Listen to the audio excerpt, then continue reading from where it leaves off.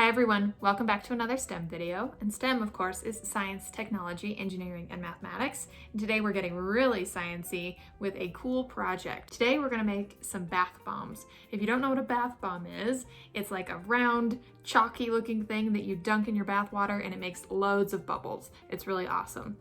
So let's get started.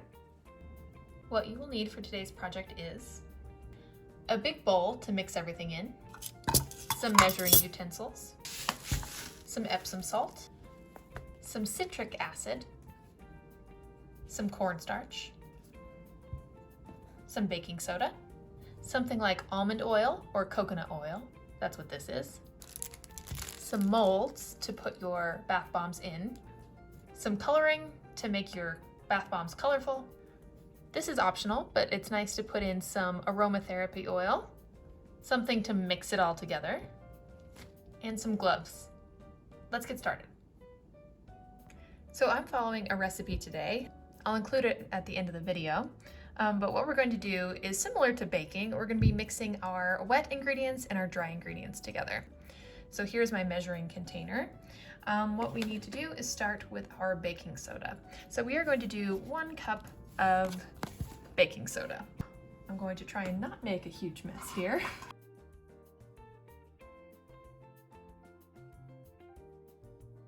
All right, so that is about 1 cup of baking soda and some mess that I've made on the table. That's 1 cup of baking soda. Next, we're gonna do 1/2 cup of citric acid. Citric acid sounds like a scary thing, but it's actually not. We use it a lot in candies, and it's also used to preserve food. And on the back here, it even has a picture of some bath bombs and some candies. So it sounds scary, but it's not scary at all.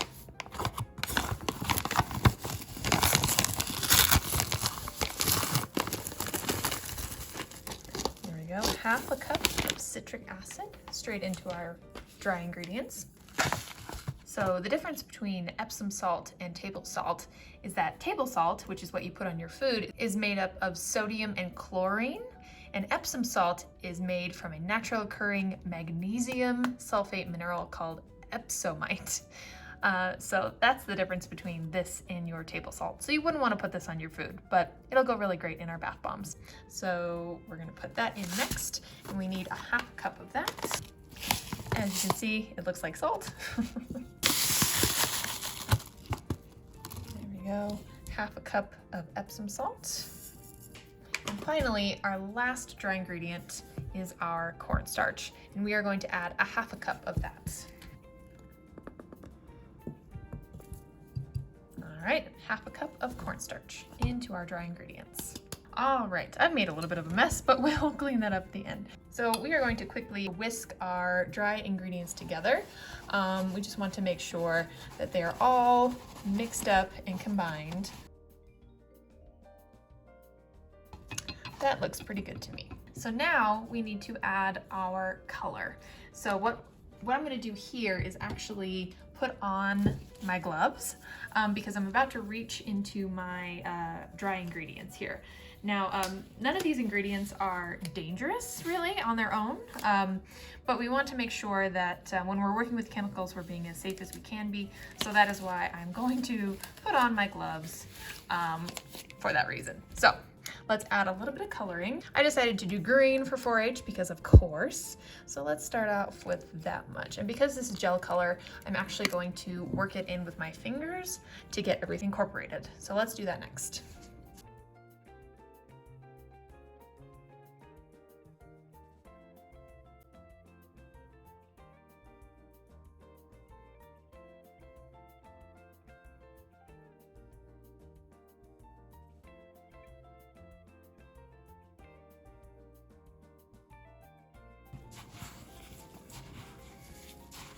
All right, so our color is looking pretty well mixed in. I don't see any really big clumps. So now we're going to mix our wet ingredients together. So what we're going to start with is our coconut oil.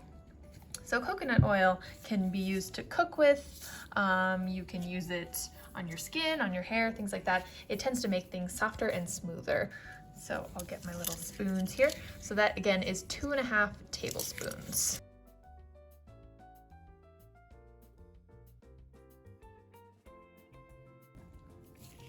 All right, that's 2.5 tablespoons. I'm going to run this to the microwave and melt it really quick. All right, I popped this into the microwave for about 10 or 12 seconds and it's completely melted. You definitely want to keep an eye on it because it doesn't need a lot of time to melt. This is our 2.5 tablespoons of coconut oil. We also need 3/4 tablespoons of water. And finally, we need 12 to 15 drops of essential oil. So this step is optional, but this is the stuff that makes your bath bomb smell good.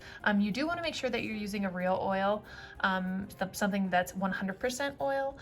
There's some oils that are not 100% oil, and they could have some other stuff in them that isn't very nice on your skin.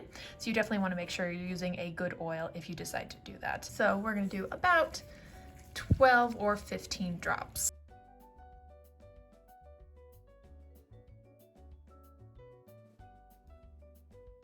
And then we're going to give these a little mix to make sure that they're all incorporated. All right. So now we have our wet ingredients or liquid ingredients and our dry ingredients. So now we're moving on to the sciencey mixing part of things.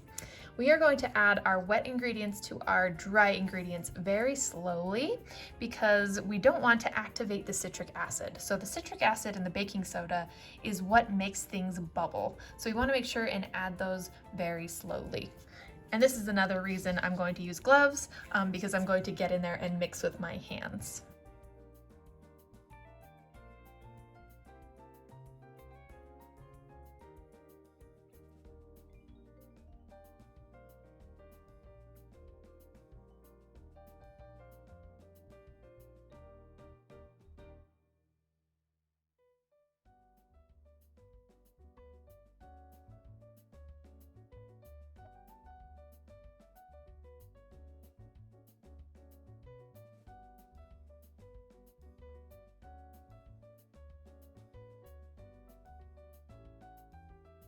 All right, so we are pretty well mixed together here.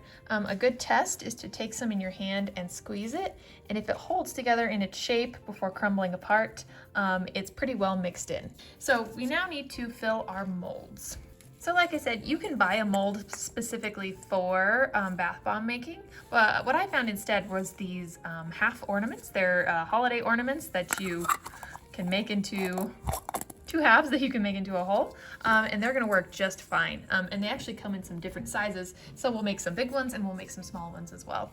But when you're filling your mold, you want to make sure that you're filling it and then packing down.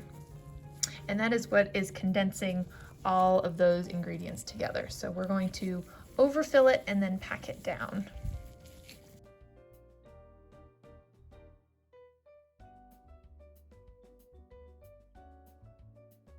Now we are going to put our 2 halves together and hopefully they fit. And you'll probably have to use your strong arms to mash them together like that. Squeeze, squeeze. And then hopefully, if we did this right, we should be able to open them and set them to the side. So let's see if we can do that. Very gently.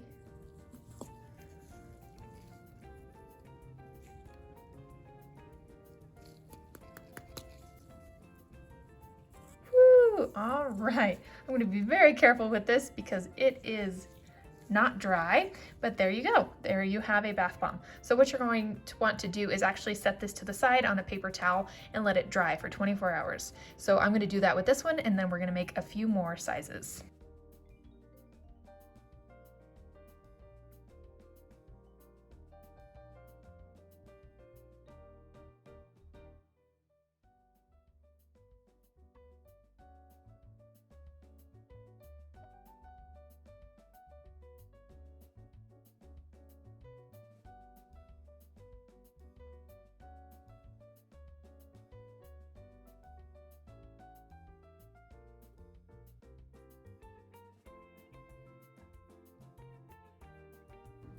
Now, I didn't mention this at the start of the video, but you probably don't want to do this on your kitchen table if your kitchen table has a tablecloth on it because now I need to wash that. So, learning by doing, make sure you do it on a cleanable surface.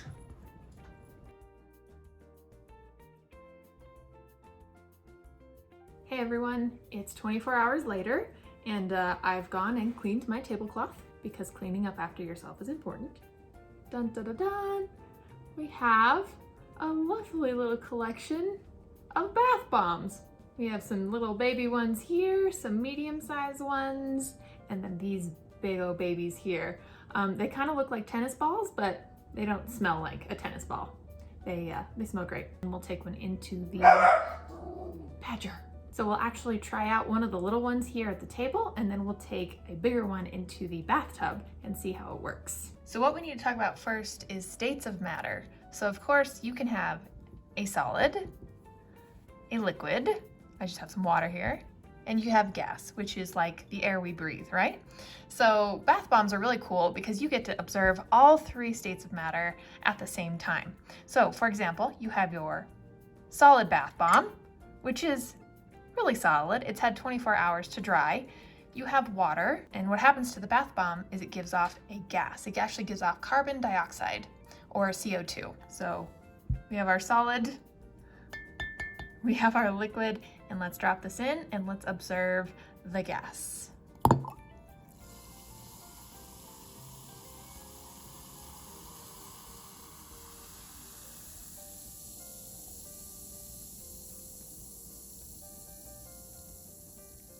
Now that it's done fizzing, you can see that it's turned our water very, very green, and it actually smells really nice. You can actually see a little bit of the oil floating on top. So those are the states of matter. Your solid bath bomb in your liquid water, and your bath bomb then creates CO2 gas. So solid, liquid, and gas. Really awesome. Let's go throw it into a bathtub. Welcome to my bathroom. So here we have a nice tub of warm water, and we have one of our big bath bombs. We're going to test it out in this water next and see how it does. So here we go.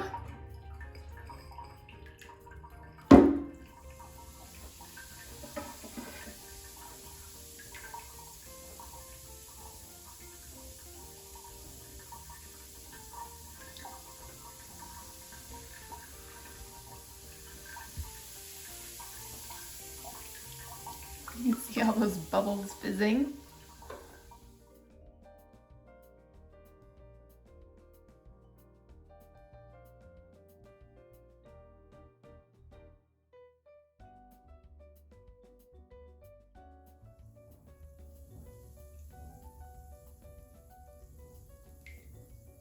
Thanks for joining us today, and we'll see you next time.